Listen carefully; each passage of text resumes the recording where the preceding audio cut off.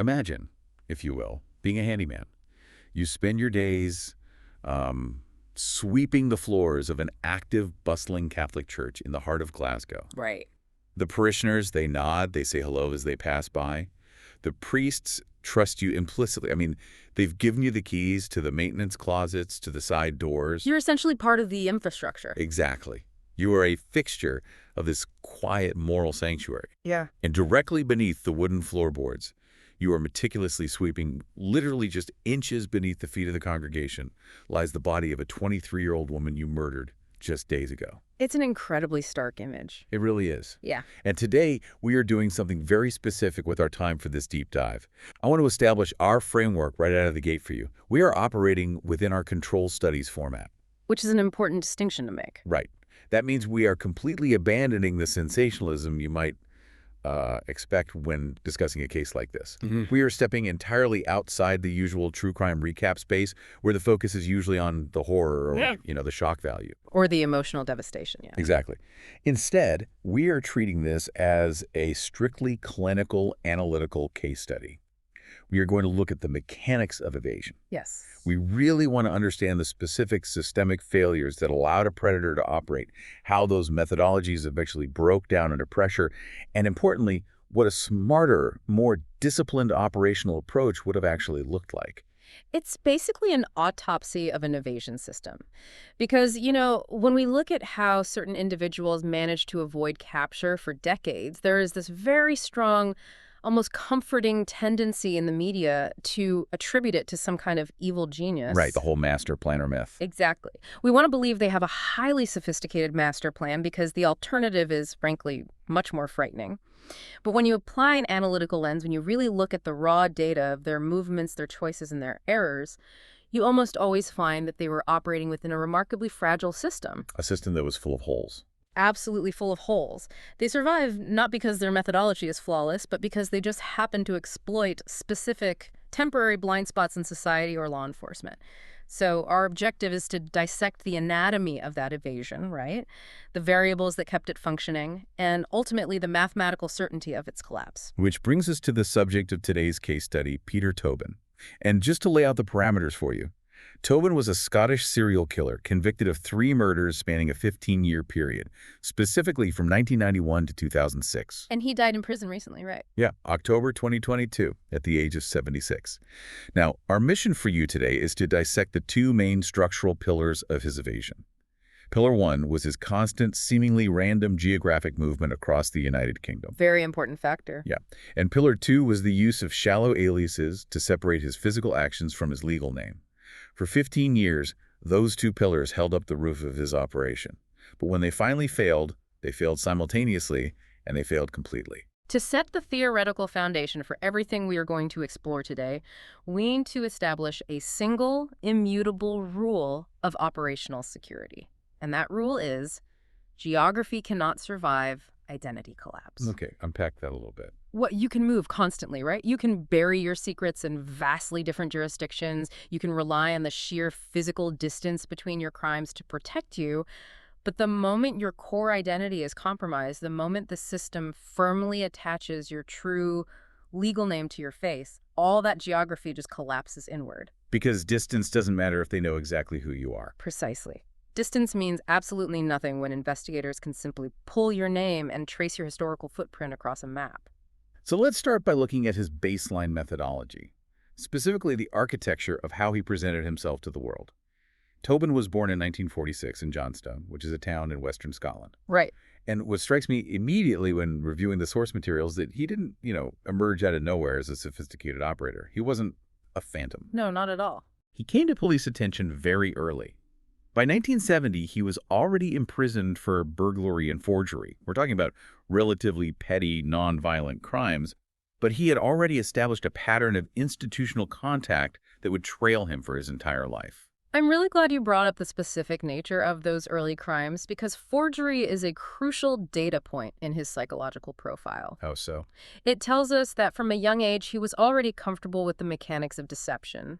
He understood how to alter reality, how to take a piece of paper and convince an authority figure that a fake document was genuine. Which is a bold thing to do. It really is. It requires a certain kind of nerve to hand over a forged document, look someone in the eye, and just wait for them to accept it. That is a foundational skill set for someone who will later rely on aliases and social camouflage to survive. Right. But it's also vital to recognize the operational cost of those early convictions. His record was established, his fingerprints, his name, his date of birth. They were all in the filing cabinets. He was fundamentally known to the system. So he isn't starting with a clean slate, which makes his social camouflage all more critical, right? Yeah. If you look at his personal life, he was married 3 times. Yes. And every single one of those marriages followed a distressingly identical trajectory. He would present himself as charming, well-dressed, attentive. He played the part of the respectable traditional partner. The perfect facade. Exactly. Yeah. But once the marriage was secured, it always descended into violence, intense control, and fear. He had children across these relationships. But the fascinating takeaway from the witness accounts is that to the outside world, to the new acquaintances, the neighbors, the employers, he was considered a perfectly ordinary man. And that is the most effective camouflage that exists in human society. We need to understand that this presentation of normality was not a highly trained method-acting performance. He wasn't studying how to blend in. No, it was a completely instinctual understanding of a very basic social vulnerability, which is that ordinary is invisible. Society simply does not possess the cognitive bandwidth to scrutinize the mundane. That makes a lot of sense. If you mow your lawn on Sunday, if you say hello to the neighbors, if you dress in a way that aligns with your demographic and you hold down a basic maintenance job, you disappear entirely into the background noise of everyday life. Because we aren't looking for ordinary. Right. We are biologically and sociologically wired to look for anomalies. We look for the loud noise, the erratic behavior, the person standing on the corner shouting at traffic. Tobin understood that if he didn't present an anomaly on the surface, no one would ever look underneath. I want to push back on that slightly, or at least explore the mechanics of it. Because it's easy to disappear if you live like a hermit in a cabin in the woods. Sure. But Tobin didn't do that. He got married, he had kids, he interacted with society. How does a predator sustain that intense daily scrutiny from the people closest to him without the mask slipping in a way that alerts the broader community? Well, the short answer is he couldn't sustain it. Oh, really? Yeah, he just couldn't. And that is exactly why his secondary mechanism, geographic mobility, was so vital. He utilized the honeymoon phase of social integration. Okay. When you move to a new town and start a new job, people give you the benefit of the doubt. They accept your surface presentation because they have no historical data to contradict it. Right. You're just the new guy. Exactly. But eventually, the mask always slips. The domestic violence escalates, the erratic behavior bleeds into the public sphere, or he feels the pressure of his own compulsions rising. Before those cracks became wide enough for the authorities to notice, he would simply pack up and abandon the geography. Just completely uproot. He would move on before the reality of his nature became undeniably visible to the community. That brings us right to his constant relocation. Western Scotland, down to southern England, back up to Scotland. He had multiple addresses in every single phase of his life. A huge amount of movement. But when I think of serial relocation as an evasion tactic, my mind immediately jumps to someone like Israel Keyes. Keyes was a pure strategist. He would pre-position kill kits buried in woods years in advance. He would fly into a hub airport, rent a car, drive 2 states over, commit a crime with absolutely no connection to his own life, and then fly out of a completely different airport. It was a mathematically calculated evasion of geography. Very calculated. Are we looking at a similar level of geographic strategy with Tobin? We have to make a very sharp distinction here. No, Tobin was not Israel Keyes. Keyes was executing a heavily intellectualized, meticulously planned, and resource-intensive strategy that was designed specifically to break the analytical profiling models used by the FBI. Keyes was basically playing chess against the system. Exactly. Tobin's movement was entirely different. It was not a grand, premeditated strategy. It was an instinct. It was the biological instinct of a predator realizing that the hunting ground is getting a bit too familiar, or that the local authorities might be getting too close. Like an animal. Yes. Every time he crossed a county line, he instinctually realized he was leaving his bad reputation, his domestic disturbances, and his known associations behind. So it's less like an engineer designing a stealth bomber to evade radar, and more like An animal migrating to a new forest when the prey gets scarce or the hunters show up. Precisely. His constant relocation wasn't designed to actively subvert multi-jurisdictional task forces. It worked simply because he was exploiting the analog nature of the era. The era being a huge factor here. Huge. He realized that in the 1970s and 80s, moving 300 miles away literally meant starting your reputation at zero. The local police in the new town had no idea who he was, and they had no easy way of finding out unless he committed a major felony right in front of them. Which brings us to 1991, where we really see the terrifying efficacy of this instinctual movement. Let's look at the first major operational success of his evasion. In February 1991, a 15-year-old girl named Vicky Hamilton disappears. Right. She was traveling home near Falkirk in central Scotland. She was last seen at a bus station in a small town called Bathgate. She simply vanishes. The local police launch an investigation. They canvass the area. They talk to witnesses at the bus station, but they find absolutely nothing. Which is standard for that kind of disappearance. In a localized, analog investigation, if a victim vanishes from a public transit hub with no witnesses to the actual abduction, the trail goes cold almost immediately. Because there's no scene. Exactly. There is no physical crime scene to process. There is no struggle to analyze. Transit hubs are transient spaces by definition. The people who are there at 3:00 p.m. are hundreds of miles away by 5:00 p.m. And this is where the sheer staggering physical distance of his geographic movement comes into play. Because Tobin murdered Vicky in Scotland. Then about a month later, he physically moves his life to Margate. A massive jump. It really is. Margate is a coastal town in Kent, situated in the extreme southeast corner of England. We are talking about transporting a body hundreds of miles, driving the entire length of the country. He moved her in his van, and he buried her in the back garden of his new home in Margate. And the logistical risk of that maneuver simply cannot be overstated. It's insane. It's an incredibly high-wire act. Transporting human remains hundreds of miles across national borders from Scotland down through the entire spine of England in a personal vehicle. One broken taillight, one random traffic stop by a rural police officer, one flat tire on the motorway, and the entire operation collapses on the side of the road. Just instantly over. But the fact that he succeeded highlights the core reason his system worked for so long. He completely decoupled the geography of the disappearance from the geography of the disposal. So fast forward 6 months to August of that same year, 1991. An 18-year-old girl named Dinah is hitchhiking home from a music festival in southern England. She accepts a lift from Tobin, and she becomes the second victim. A slightly different scenario here. Completely different from Vicky's. With Vicky, there was just a void of information. But Dinah's disappearance actually generated a highly specific trail. Right, the bank card. Yes. After she vanished, her bank card was used at a series of ATMs. The first withdrawal was in Hove. Then the card was used in Brighton. Then it moved through smaller towns along the southeast coast. And the final, ultimate withdrawal happened in Margate. The exact town where Peter Tobin had just moved. The exact town. It is quite literally a breadcrumb trail of financial data pointing directly to his doorstep. I am struggling to process how this didn't end the story right then and there. It's a direct financial trail from the general location of her disappearance straight to his coastal town. It seems obvious now, in hindsight. But he was never investigated. He wasn't even interviewed as a peripheral suspect. Yeah. How does a trail of ATM withdrawals pointing at a specific town not trigger a massive door-to-door police operation in that town? To understand that failure, we have to deeply examine the mechanics of early 1990s law enforcement. We have to understand the immense, almost paralyzing friction of information sharing at that time. Right. No internet. Exactly. If a bank card is used fraudulently today, it generates an instant centralized digital alert with time-stamped CCTV footage attached to it.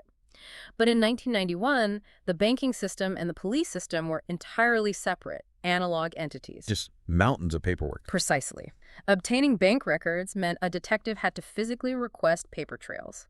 A local bank branch would have to print physical ledgers, mail them, or fax them to a precinct.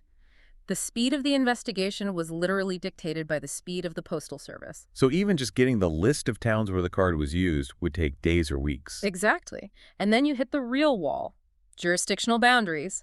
Dinah disappeared in one policing area. The card was used across multiple other jurisdictions in Sussex, and the final withdrawal was in Kent. All different departments. Yes. Each of those police forces was operating in their own silo. They had their own budgets, their own filing systems, their own commanding officers. For this to work, a detective in Sussex would have had to stitch those geographically disparate, delayed ATM withdrawals into a single, cohesive narrative. And then convince someone else to care. Right. They would have had to pick up a phone, call the Kent police, convince them to expend their own manpower and budget to canvass the town of Margate, all based on a single ATM withdrawal of a missing girl from another county. The friction was simply too high. It's almost structural paralysis. It is. It's not that the individual detectives were incompetent. It's that the architecture of the system was entirely unequipped to catch a highly mobile, cross-jurisdictional offender who left no physical crime scene. The system essentially exhausted itself, just trying to pass information across borders. So, shielded by that bureaucratic friction, he buries Dinah in the exact same back garden in Margate, right next to Vicky Hamilton. Right. And those bodies stay under the earth for 16 years. 16 years of the family's waiting, the police baffled, while he just goes about his life. He accidentally perfected the geography of evasion. Think about the perspective of the investigators in Scotland who are desperately looking for Vicky Hamilton. What conceivable reason would they have to request a search warrant for the garden of a seemingly ordinary handyman living in a coastal town hundreds of miles away in Kent? Absolutely none. There was zero known connection. And conversely, the local police in Kent had absolutely no reason to suspect that the quiet guy who fixed things around town had a teenager from central Scotland buried under his lawn. It's just a complete disconnect. The geography of the crime completely shielded the geography of the disposal. It was a perfect physical firewall. But as we know from studying these systems, firewalls only hold if the operator maintains absolute discipline. Which is rare. Yeah, if they get sloppy, the structure cracks. So let's move the timeline forward to August 1993. We are back on the south coast of England. Tobin is in his flat, and his son is being babysat by two 14-year-old girls. Tobin attacks them at knife point. He forces them to consume alcohol, he restrains them, and he rapes them. But here is the massive deviation from his previous operations. He panics, or he loses his nerve, and he flees the scene before the police arrive. He leaves them alive. Which is a catastrophic operational failure. Everything we just discussed about his 1991 methodology was predicated on leaving no witnesses and decoupling the geography. Right. Now he has created two living witnesses who can identify him. He has created a horrific physical crime scene tied directly to his legal residence, and he has handed the police a definitive timeline of his actions. He is no longer dealing with the mystery of a missing person. He is a known, identified suspect fleeing a confirmed assault. So his instinct kicks in again. He goes on the run. He adopts an alias, calling himself Peter Wilson, and he hides out in a religious community in the English Midlands. The same old playbook. Yeah, he's trying to run his old playbook, find new geography, adopt a new name, and present as an ordinary, helpful, pious guy in a new community. But the landscape of the hunt has fundamentally changed at this point. It has drastically changed. Because this time, the police have a confirmed crime, they have his true identity, and most importantly, they have a recent photograph of him. The photograph is the key. Yes. And they take that photograph to the BBC. They broadcast his face on a national television program called Crime Watch. And this is the moment his entire methodology suffers a fatal, unrecoverable error. The broadcast. Yeah. Someone in that quiet religious community in the Midlands is watching television that night. They see the face of the fugitive on the screen. They realize it is the man they know as Peter Wilson, and they pick up the phone. He is arrested in Brighton. His alias is instantly pierced. He is identified as Peter Tobin, and in 1994, he is sentenced to 14 years in prison. We really need to pause here and clinically analyze exactly what an alias is and why this broadcast was the death knell for his system. Break it down. An alias, in the way Tobin used it, only protects a name. It is a linguistic shield. It changes the letters on a piece of paper. It cannot protect a physical face. The human brain is an incredibly powerful pattern recognition engine, especially when it comes to facial geometry. People recognize faces much better than they remember names. Exactly. Once his photograph was broadcast on national television in 1993, his face was burned into the public consciousness and the permanent public record. So even though he was caught and went to prison for this specific 1993 attack, you're saying the broadcast had a much longer-lasting consequence. It permanently compromised his ability to ever hide again. Absolutely. The structural integrity of his entire evasion system was shattered the second that broadcast went over the airwaves. From 1993 onward, any future alias he attempted to use was operating on borrowed time. It's basically the ticking clock. It became a statistical inevitability that eventually, somewhere, someone would look at his face and remember where they had seen it, or a police officer would cross-reference it with a database. He completely lost the power of absolute anonymity. Let's trace the fallout of that. He serves his time, and he is released around 2004. Because of the nature of his convictions, he is legally required to register with the Violent and Sex Offender Register. A massive constraint. Right. He moves to Paisley, a town near Glasgow. But the compulsion to run, the instinct to break free of scrutiny, it just takes over again. In late 2005, he moves, but this time he deliberately fails to notify the police of his new address. Which is a huge red flag. It's a direct, flagrant breach of his legal registration requirements.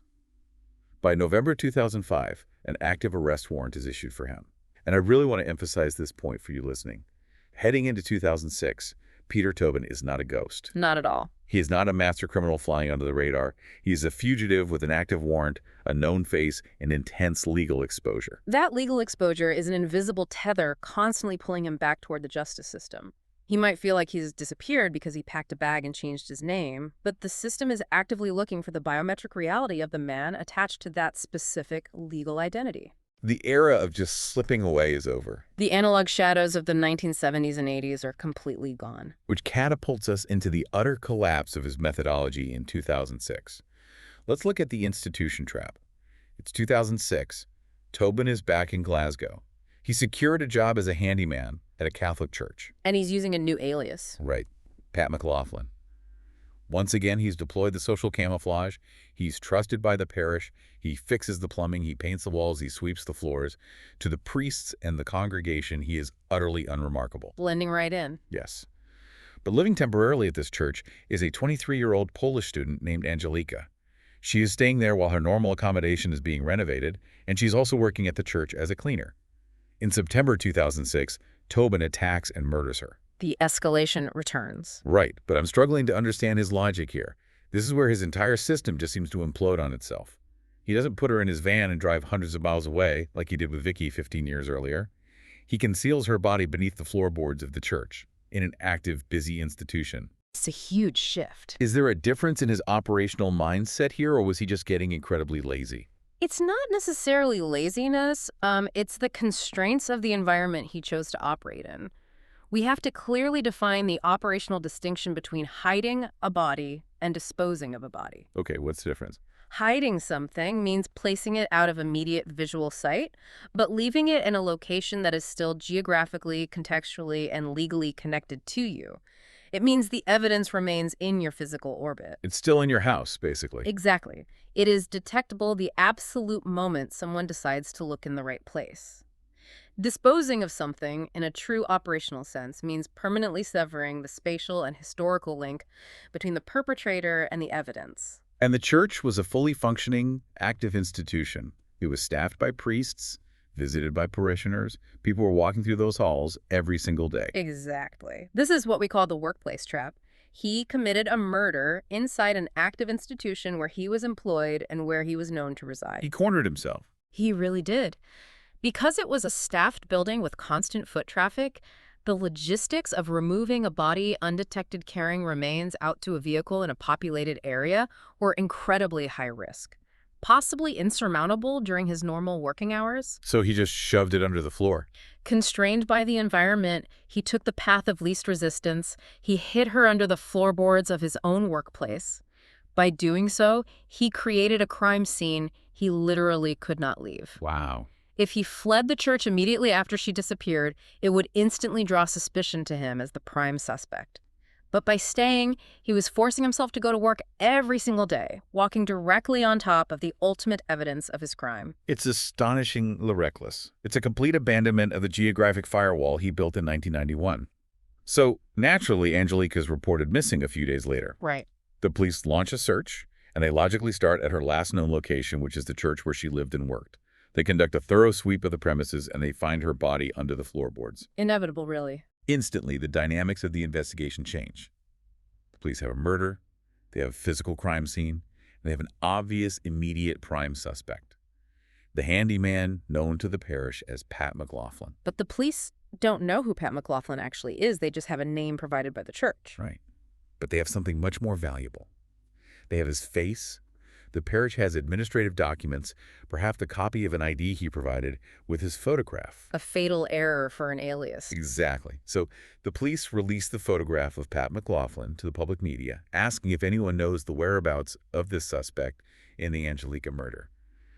And the response is devastatingly fast. Just incredibly quick. Within hours, literally a matter of hours, a woman contacts the police. She looks at the photo of the suspect on the news, and she tells the authorities, "That is not Pat McLaughlin. That is my ex-husband, Peter Tobin." The alias collapses. It dissolves instantly. The man who managed to evade detection for 15 years between 1991 and 2006 is completely undone in an afternoon because his face was recognized. And crucially, he wasn't just recognized as a random citizen. The police run the name Peter Tobin, and they immediately realize they aren't just looking for a handyman who committed a crime of passion. Right, they see the record. They are looking for a registered sex offender who has an active warrant and has been on the run since 2005. The convergence of his past legal history and his present crime is absolute. There is no more hiding. This brings us to the analytical climax of our deep dive. We've traced the timeline, but now we need to clinically dissect exactly why this methodology failed. Let's break down the structural failures one by one. Let's do it. Failure number 1, the incomplete alias. You mentioned earlier the difference between a simple name change and true identity construction. Why was Pat McLaughlin such a brittle, useless construct when it was finally tested? Because Pat McLaughlin had absolutely no depth. It was a two-dimensional surface projection. To construct a true, functional identity that can withstand police scrutiny, you need a verifiable background. You can't just make it up on the spot. No, you need a legitimate birth certificate, a Right. credit history spanning years, a tax record, educational background, medical records, and a traceable network of long-term acquaintances who can vouch for your existence over decades. And Tobin had none of that. None of it. He had a fake name he wrote down on a job application, maybe some poorly forged low-level paperwork, and the unverified trust of a local priest. It was a paper-thin disguise that only worked as long as nobody asked a second question. It's the equivalent of wearing a sticker that says, "Hello, my name is Pat," and just praying nobody asks to see your driver's license or your passport. Precisely. And more importantly, as we established with the 1993 Crime Watch broadcast, an alias cannot survive a publicized face. His face was already in the system. Right. The moment the police released the photo of Pat McLaughlin in 2006, the alias didn't fail because the police ran a highly sophisticated biometric algorithm. It failed because a human being recognized the physical geometry of his face on the evening news. It was just that simple. A name change is utterly useless if the visual identifier remains constant and is known to the public. The alias was dead the moment the camera flashed. Now let's examine failure number 2, on-site disposal and Operation Anagram. Because this is where the past truly comes back to bury him. The past always does. After Tobin is arrested and identified for Angelica's murder, the Scottish police look at his record. They realize they have a highly mobile, repeat, violent offender who has been off the radar for significant chunks of time. So they launch a massive nationwide police initiative called Operation Anagram. A very sophisticated operation. Extremely. The specific goal of Anagram was to map every single address Peter Tobin had ever lived at, compile his entire employment history, list every alias he ever used, and then cross-reference that massive timeline against a national database of unsolved murders and missing persons. It is the ultimate systemic response to geographic mobility. If the killer uses geography and movement as his primary weapon, law enforcement uses cartography and data integration as the ultimate countermeasure. They simply mapped his life, month by month, year by year. And one of the addresses that inevitably pops up on that map is the property in Margate, Kent. Oh, yes. The exact house he lived in back in 1991. So in November 2007, acting on this new cartographic overlap, the police go to that property. They bring in forensics, they excavate the back garden, and 16 years after she disappeared from central Scotland, they find the remains of Vicky Hamilton. And then they keep digging. Yeah, 5 days later, digging in the exact same small garden, they find the remains of Dinah. This highlights the catastrophic structural error of on-site disposal. We can draw a very direct, undeniable parallel here to John Wayne Gacy. Okay, let's explore that parallel. Well, Gacy retained evidence, specifically the bodies of his victims, within the crawl space of his own home. He tied the ultimate indisputable evidence of his crimes to a piece of real estate that was legally registered to his own name. Tobin did the exact same thing in Margate. It's mind-boggling to me. Why would someone who relies entirely on constant movement, who knows that fleeing is his best defense, tie himself down to a piece of real estate like that? Because in the short term, the logistics are easy, and it offers a false, intoxicating sense of absolute control. You won't have to go out in public. Right. You don't have to risk transporting the body to a secondary unknown site where you might be seen by a passing car. You just put them in your own backyard in the middle of the night. But as a long-term operational strategy, it is a ticking time bomb. It really is. The disposal in Margate wasn't clean in an operational sense. It was just obscure. It relied entirely on the fragile hope that nobody in authority would ever have a reason to look at that specific address. Just crossing your fingers. But as I said earlier, retaining evidence at a personal address means keeping evidence under a countdown. The countdown might be long in this case, 16 agonizing years, but it inevitably reaches zero the moment the investigators connect your true legal name to your real estate history. And Anagram did exactly that. Yes. Once Operation Anagram had his name, the Margate address wasn't a mystery. It was a brightly lit target on a map. Which leads perfectly into failure number 3. The institution murder. We discussed the workplace trap with Angelica at the Glasgow church. It's a slightly different dynamic than burying victims in a private garden in Margate, but it shares the exact same foundational flaw. It does. It's the direct parallel to Dennis Nilsen. Another serial killer who trapped himself. Exactly. Nilsen killed his victims in his own flat in London, which meant his primary residence and his primary crime scene were the exact same location. He physically trapped himself with the evidence, which forced him into the horrific and ultimately doomed process of trying to dispose of remains through the residential plumbing over a period of months. Just a logistical nightmare. A complete nightmare that ultimately led to his capture. Tobin replicated this exact trap at the Glasgow church. By killing where he worked and hiding the body in the floorboards of an active institution, he tethered himself to the crime scene. He couldn't just walk away. He couldn't burn the building down to destroy the evidence. He couldn't leave the city without instantly arousing suspicion.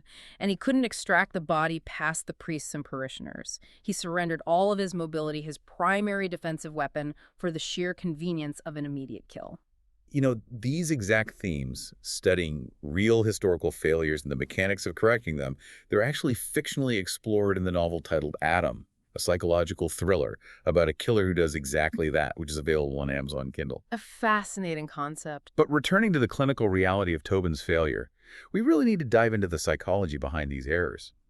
I look at this 15-year timeline, and I have to ask, how does a man who successfully evaded capture for over a decade, who managed to maintain this vast geographic separation in 1991, suddenly make such basic juvenile errors as killing a girl in an active church while he has an outstanding arrest warrant? Because his evasion was driven by deep, uncontrollable compulsion, not by a refined intellectual strategy. When we analyze his victim selection, it paints a very clear, disturbing picture. Let's look at who he targeted. He took a teenage girl waiting alone at a bus station. He took a young woman hitchhiking on the side of a road. He took a student who lived and worked in the very same building as him. There is no highly specific victimology here. He wasn't picky. No, there is no specialized targeting of a certain demographic designed to confuse police profilers. These are strictly, entirely crimes of opportunity. It's all about proximity and vulnerability. Whoever was closest, most isolated, and most easily overpowered at the moment his compulsion peaked. Exactly. His methodology was a blunt instrument. And this opportunistic nature raises a deeply unsettling question regarding the true scope of his crimes. Because if his methodology was this opportunistic, and we know he was highly mobile across the entire United Kingdom for decades, what is the actual math? Right. The unknown record. Yeah. Because Operation Anagram didn't just stop at finding the Margate garden. The detectives followed up nearly 1,400 lines of inquiry based on his movements. 1,400, that's a staggering number. It is. They linked him, circumstantially, to at least 2 other major cold cases. There's the 1988 disappearance of a young woman from Beachy Head on the south coast, and the 1980 murder of a young woman in Eastbourne. So cases dating way back. Exactly. Now, they never brought formal charges in those specific cases because the evidentiary threshold wasn't quite met for criminal prosecution. But the senior investigators firmly believed he was responsible. Tobin himself never confessed to anything. He offered zero cooperation to the police, and he took his internal accounting to the grave with him. in 2022. Which means that the 15-year interval between the 1991 murders and the 2006 murder, that long, quiet stretch of apparent dormancy, was almost certainly an illusion. Serial killers don't usually just stop for 15 years. Serial predators of this specific nature rarely just pause their behavior for a decade and a half unless they are physically incapacitated, like being incarcerated. His time in prison for the 1993 attack accounts for a chunk of that interval, but not nearly all of it. His operational awareness, his animal instinct for moving and hiding, was very real and kept him free. But his discipline was completely non-existent. The church murder proves definitively that when the compulsion spiked, all strategic thinking and risk assessment simply evaporated. So, we've dissected the failures. Let's bring it all together for the final phase of our analysis, the corrected methodology. The core of the study. Exactly. This is the core of our control studies format. If a theoretical entity were to clinically study Peter Tobin's failures, his reliance on a shallow alias, his disastrous on-site disposal methods, what would the corrected, highly disciplined approach actually look like? First, we have to look at the alias. A corrected methodology requires true identity construction, not just a pseudonym you invent on a Tuesday. Not just Pat McLaughlin. Right. If you are going to operate under a false identity, that identity must be forged in immense depth. It requires establishing a verifiable paper trail long before the identity is ever needed for evasion. Years in advance. It means understanding the mechanics of bureaucratic trust. It means acquiring legitimate or indistinguishably forged breeder documents, like a birth certificate of someone who died in infancy. You use that foundational document to slowly generate secondary documentation, like a state-issued ID, a passport, and eventually bank accounts. You essentially have to build a ghost, but a ghost with a verifiable credit rating and a tax history.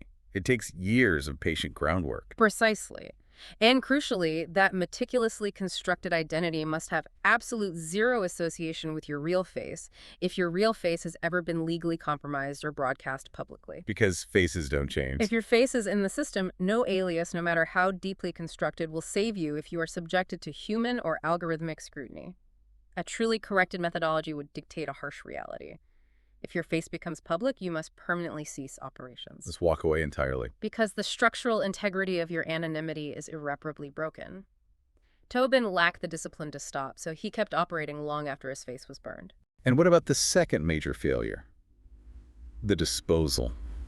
How do you correct the catastrophic errors of the Margate Garden and the Glasgow Church? The single most important variable in long-term operational security is the absolute distance, both geographic and personal, between the act and the evidence.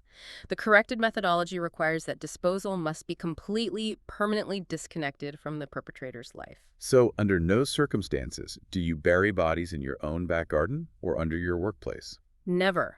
No personal residences, no former addresses, no places of employment, no properties owned by family members, no land you have ever rented. Complete separation. The disposal site must be a location that cannot be algorithmically, financially, or historically tied to your true identity, even if that identity eventually becomes known to law enforcement. Which Tobin completely failed to do.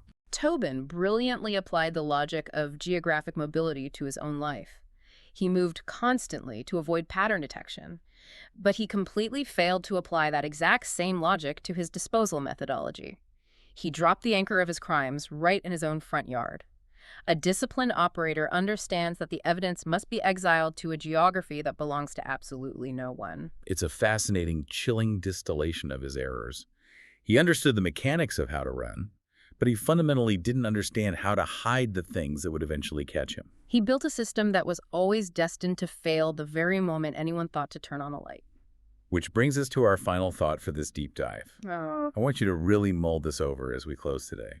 Peter Tobin's primary camouflage was the assumption of the ordinary invisible man. Right. He relied heavily on moving through a largely analog society, the 70s, 80s, and 90s, where paper records were incredibly slow, where jurisdictions literally couldn't talk to each other quickly, and where moving to a new town meant you genuinely got a blank slate. It was a very different world. It was.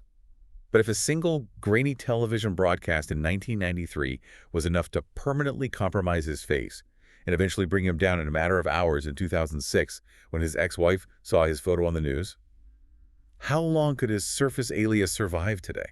Not long at all. Think about our current era, We live in a world of constant digital footprints, ubiquitous CCTV on every corner, facial recognition software integrated into basic policing, and instantaneous global database cross-referencing. The idea of just changing your name and moving 300 miles away is practically obsolete. It's mathematically impossible. The structural countdown on personal addresses and shallow aliases isn't measured in decades anymore, it's measured in keystrokes. The analog shadows he hid in simply do not exist anymore. They don't. And as a quick reminder, the novel titled Adam is available on Amazon Kindle. Thank you for joining us for this Control Studies case study. We have deconstructed the methodology, analyzed the collapse, and outlined the structural failures. Stay curious, stay analytical, and we will see you next time.